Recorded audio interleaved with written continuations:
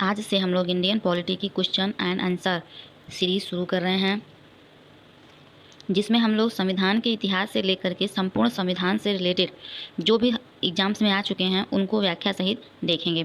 तो आज का हमारा वीडियो संविधान के इतिहास से रिलेटेड क्वेश्चंस पर रहेगा और हम लोग आगे की वीडियोज़ में बारी बारी से आगे के टॉपिक्स देखते रहेंगे। तो चलिए शुरू करते हैं। हमारा क्वेश्चन है, निम्नलिखित में से किस अधिनियम द्वारा भारत के गवर्नर जनरल को अध्यादेश जारी करने की शक्ति प्रदान की गई? तो इसका सही आंसर होगा हमारा भारतीय परिषद अधिनियम 1861 के द्वारा। इसमें क्या है, ये जो अधिनियम है 1861, यह भारत के संवैधानिक इतिहास की महत्वपूर्ण घटना है। इसमें मुख्य रूप से दो परिवर्तन किए गए थे। पहला क्या किया गया था, गवर्नर जनरल को अधिकार प्रदान किया गया कि वह अपने विस्तारित परिषद में भारतीय जनता के प्रतिनिधियों को नामजद कर सकता है। इससे क्या हुआ कि जो नामजद भारतीय व्यक्ति होगा वो विधायी कार्यों में भाग ले सका। और सेकेंड परिवर्तन क्या हुआ था कि जो परिषद की विधायी शक्तियाँ केवल गवर्नर जनरल में ही नहीं थीं, अब उन शक्तियों का विकेंद्रीकरण कर दिया गया, जिससे बम्बई और मद्रास की सरकारों को भी विधायी शक्ति मिल गई। नेक्स्ट क्वेश्चन है, B.R. अम्बेडकर और महात्मा गांधी के मध्य सन 1932 में हस्ताक्षरित पूना समझौता में प्रावधान था। क्या प्रावधान था? निम्न वर्गों के लिए आरक्षण सहित संयुक्त निर्वाचन क्षेत्र का। निम्न वर्गों के लिए आरक्षण सहित संयुक्त निर्वाचन क्षेत्र का। तो इसमें हम लोग देख लेते हैं, इस क्वेश्चन से क्या होता है, हम लोग का दो क्वेश्चन तैयार होता है। पहला क्या होता है कि पूना समझौता कब हुआ? ये पूना समझौता कब हुआ? ये 24 सितंबर 1932 को हुआ। पूना समझौता 24 सितंबर 1932 को हुआ। सेकंड क्वेश्चन है, बन सकता है कि किसके किसके मध्य और कहाँ हुआ था? तो यह महात्मा गांधी और B.R. अम्बेडकर के मध्य था। अब कहाँ हुआ था? तो पुणे की यरवदा सेंट्रल जेल में हुआ था। कहाँ हुआ था? पुणे की यरवदा सेंट्रल जेल में हुआ था। एक चीज़ और जान लेते हैं कि हम लोग अंग्रेज़ सरकार ने इस समझौते को, जो पूना पैक्ट समझौता है, इसको सांप्रदायिक अधिनिर्णय कम्युनल अवार्ड में संशोधन के रूप में अनुमति प्रदान की थी।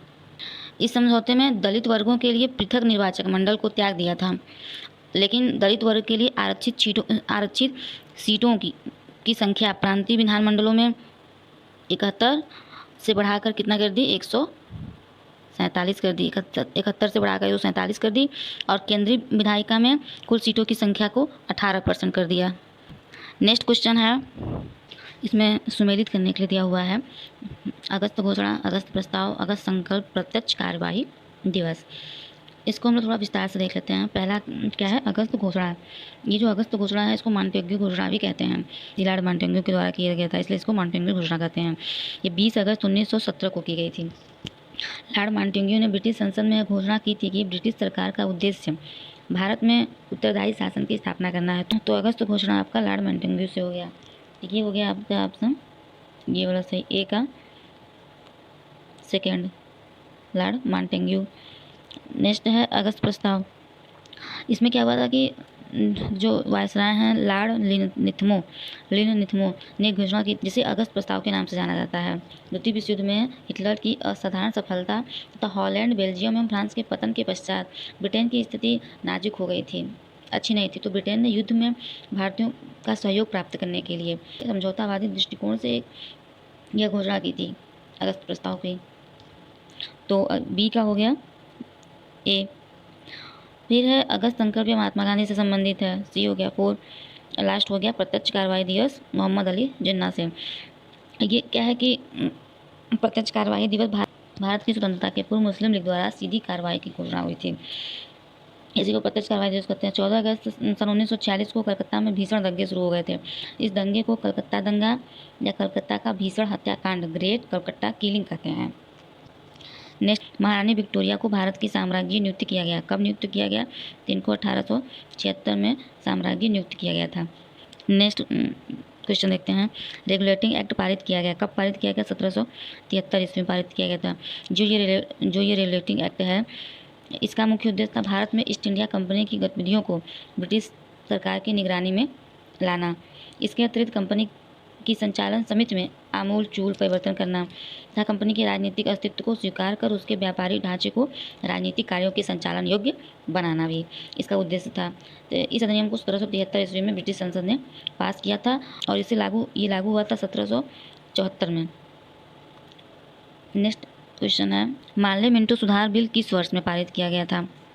तो जो ये मार्ले मिंटो सुधार बिल है, भारतीय परिषद अधिनियम 1909 में पारित हुआ था। तो इसको मार्ले मिंटो सुधारों के नाम से भी जाना जाता है। क्यों? क्योंकि इस समय जो ये मार्ले थे वो भारत सचिव थे और लॉर्ड मिंटो ये वायसराय थे। तो इन्हीं दोनों के नाम पर इसे मार्ले मिंटो सुधारों के नाम की संज्ञा दी गई। नेक्स्ट क्वेश्चन है, साम्राज्ञी विक्टोरिया ने 1858 की घोषणा में भारतीयों को बहुत सी चीज़ें दिए जाने का आश्वासन दिया था। निम्न आश्वासनों में से कौन सा ब्रिटिश शासन ने पूरा किया था? तो इसका आपका सही ऑप्शन है ये, देसी रजवाड़ों की यथास्थिति बनाए रखी जाएगी था। तो रानी विक्टोरिया के द्वारा 1 नवंबर 1858 को घोषणा हुई थी। तो उसी घोषणा के अनुसार इसको किया गया। भारत का शासन ब्रिटिश राजा के द्वारा एवं उनके वास्ते सेक्रेटरी ऑफ स्टेट द्वारा चलाया जाएगा। गवर्नर जनरल को वायसराय कहा जाने लगा और यह राजा का प्रतिनिधि था। नेक्स्ट क्वेश्चन है, मार्ले मिंटो सुधार का उद्देश्य क्या था? तो मार्ले मिंटो सुधार का उद्देश्य था पृथक निर्वाचन प्रणाली। इसमें उदारवादियों को दिग्भ्रमित कर राष्ट्रवादियों में फूट डालना था तथा सांप्रदायिक निर्वाचन प्रणाली को अपनाकर राष्ट्रीय एकता को विनष्ट करना था। नेक्स्ट क्वेश्चन है, 1946 का कैबिनेट मिशन 3 मंत्रियों में गठित था। इनमें से कौन इसका सदस्य नहीं था? तो वर्ष 1946 में जो कैबिनेट मिशन था इसके प्रधानमंत्री इटली थे। तो इटली ने ही भारत में एक 3 सदस्यीय उच्च स्तरीय शिष्टमंडल भेजने की घोषणा की थी। तो इस शिष्टमंडल में ब्रिटिश कैबिनेट के 3 सदस्य थे। तो पहले थे लॉर्ड पैथिक लॉरेंस, जो ये क्या थे, भारत सचिव थे। सेकंड थे सर स्टेफर्ड क्रिप्स, ये व्यापार बोर्ड के अध्यक्ष थे। तथा थर्ड थे एवी अलेक्जेंडर थे, जो ये नौसेना मंत्री थे। तो ये तो कैबिनेट मिशन जो 3 मंत्रियों में गठित हुआ, तो ये तीनों शामिल थे। तो आपका क्वेश्चन के हिसाब से आंसर क्या होगा? लॉर्ड एमरी इसके सदस्य नहीं थे, इसका ये सही ऑप्शन होगा। और जो ये कैबिनेट मिशन था इसको विशिष्ट अधिकार दिया गया था इसका कार्य भारत को शांतिपूर्ण सत्ता हस्तांतरण के लिए उपायों एवं संभावनाओं को तलाशना था।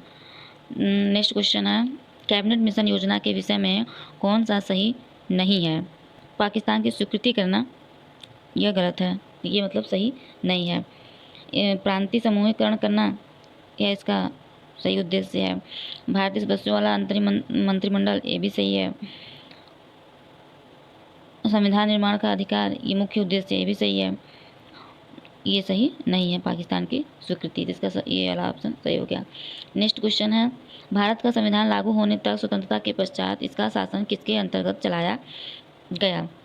तो 1935 के भारत सरकार अधिनियम के अनुसार चलाया गया। जब विदेशी संसद द्वारा बनाए गए किसी भी कानून को देश में लागू किया जाता है तो उसे अधिराज या औपनिवेशिक राज कहते हैं। 15 अगस्त 1947 से 26 जनवरी 1950 तक हमारा भारत देश अधिराज रहा।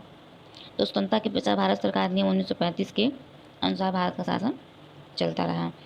नेक्स्ट क्वेश्चन है, भारतीयों को वर्ष 1947 में सार्वभौम सत्ता सौंपने की योजना किस नाम से जानी गई? तो ये जानी गई आपकी माउंट बेटन योजना के नाम से। तो ये जो माउंट बेटन योजना है ये 3 जून 1947 को लॉर्ड माउंट बेटन द्वारा प्रस्तुत की गई थी। तो ये उनके नाम पर माउंट बेटन योजना पड़ी। जब मुस्लिम लीग पाकिस्तान के निर्माण पर अड़ी हुई थी तभी व्यवस्था पूर्वक कांग्रेस था सिखों द्वारा देश के विभाजन को स्वीकार कर लेने के बाद समस्या के समाधान के लिए जो लॉर्ड माउंट बेटन थे वो लंदन गए थे और वापस आकर उन्होंने ये योजना प्रस्तुत की। नेक्स्ट क्वेश्चन है, अखिल भारतीय महासंघ स्थापित करने का प्रावधान शामिल किया गया था। तो ब्रिटिश शासनकाल के दौरान 1935 का भारत शासन अधिनियम पारित किया गया जिसमें केंद्र और राज्यों के बीच शक्तियों का बंटवारा किया गया था।